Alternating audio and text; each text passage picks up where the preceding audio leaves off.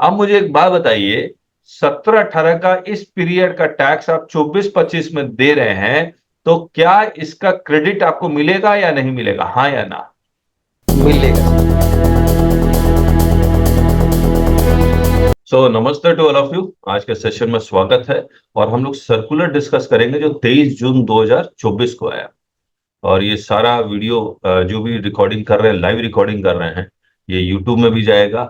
और यूट्यूब के ऑडियंस को एक कहना चाह रहा हूं कि अगर आप इस लाइव डिस्कशन का पार्ट होना चाह रहे हैं, तो आपको ये हमारा एक जीएसटी लिटिगेशन प्रीमियम क्लब है, उसको ज्वाइन कीजिएगा। हमारा ऑफिस के नंबर पर कॉल करके डिटेल पता कर लीजिएगा। दूसरा, यूट्यूब में एक सब्सक्रिप्शन के साथ एक बटन होता है जिसको हम लोग ज्वाइन का बटन कहते हैं। उस ज्वाइन करेंगे तो उसमें जीएसटी के सारे कोर्स हमने अपलोड किए हुए हैं, तो उसको भी आप एक्सप्लोर कर सकते हैं। तो आइए अब सर्कुलर डिस्कस करते हैं। ये सर्कुलर 211 जो 16/4 के लिए आया है, याद रखिएगा वो एक भी सर्कुलर वैसा नहीं आया है जहां पर एक्ट का अमेंडमेंट होना है। ये 16/4 का तो है, लेकिन ये 30 नवंबर 2021 वाला नहीं है। अब देखिए ये है किस चीज का। मुझे एक बात बताइए, पहले 2017-18 में 18-19 और आज चल रहा है, मान लीजिए ये कितना चल रहा है, 24-25 चल रहा है।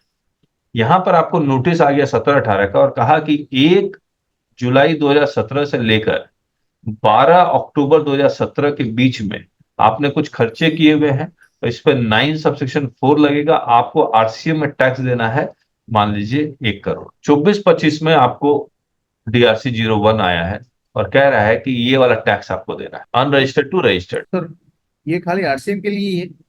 हाँ, आरसीएम वाला ही है। अब मुझे एक बात बताइए, 17-18 का इस पीरियड का टैक्स आप 24-25 में दे रहे हैं, तो क्या इसका क्रेडिट आपको मिलेगा या नहीं मिलेगा, हाँ या ना? मिलेगा सर। मिलेगा।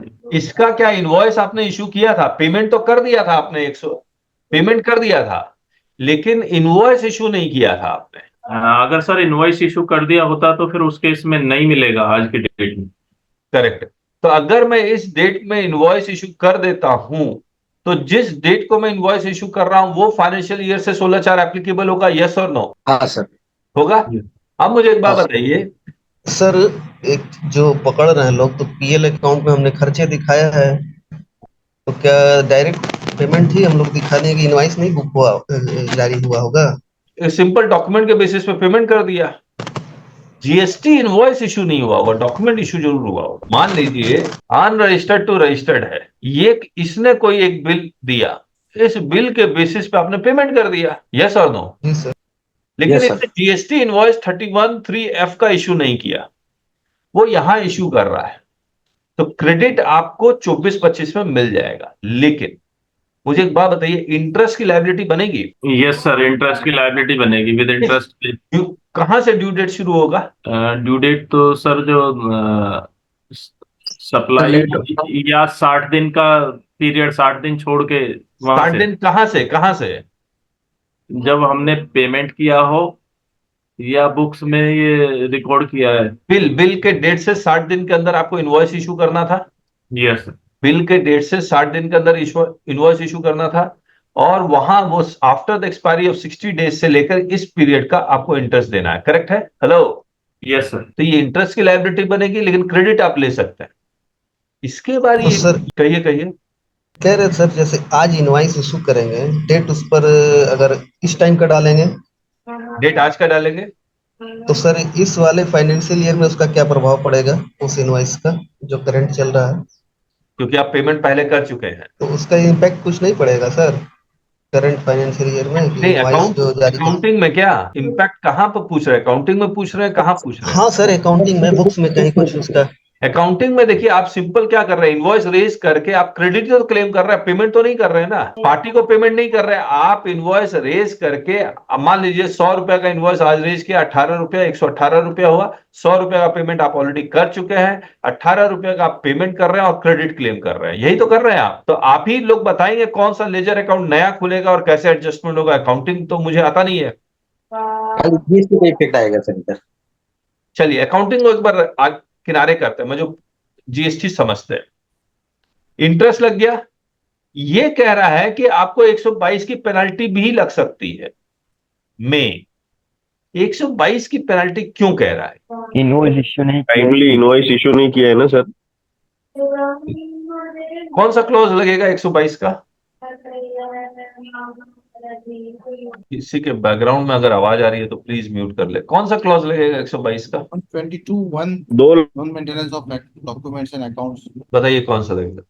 वेर टैक्सेबल पर्सन, ये वाला लगेगा क्या? 16 सर, 16 रोमन नंबर 16 में जाएगा। नहीं, सप्लाईज एनी गुड्स और सर्विसेज बोथ विदाउट, ये सप्लाई तो कर नहीं रहा है, ये तो रिसीव कर रहा है। 16 में जाऊं, फेल्स टू कीप मेंटेन और retain books of account other document, ये नहीं आएगा, ये नहीं आएगा, ये नहीं आएगा, ये नहीं आएगा, ये नहीं आएगा, ये नहीं आएगा, ये नहीं आएगा, ये नहीं आएगा, ये नहीं आएगा, ये नहीं आएगा। 16 ये नहीं आएगा, ट्रांसपोर्ट ये नहीं आएगा, ये नहीं आएगा, ये नहीं आएगा। कौन सा आ रहा है? सिर्फ 16 के अलावा तो कुछ नजर ही नहीं आ रहा।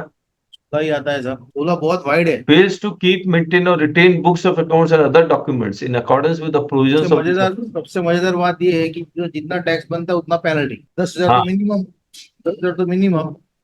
अगर 10,000 से ज्यादा हो गया टैक्स तो वही टैक्स अमाउंट का पेनल्टी बन जाएगा। नहीं 10,000 से ज्यादा यहाँ पर अगर ये लग रहा है तो 10,000 से ज्यादा पेनल्टी नहीं लगेगी। नहीं है सर, देखिए। नहीं वो तो आप फिर आप क्लास भूल गए हैं। जहां पर इंटेंट टू इवेट टैक्स होता है वहीं पर 100% ऑफ टैक्स और 10,000 विच एवर इज हायर। जहां इंटेंट नहीं होता वहां पर सिर्फ 10,000 की ही पेनल्टी है। लैंग्वेज में क्या है? तो आप क्लास जिनेश जी, ये बिल्कुल क्लियर है।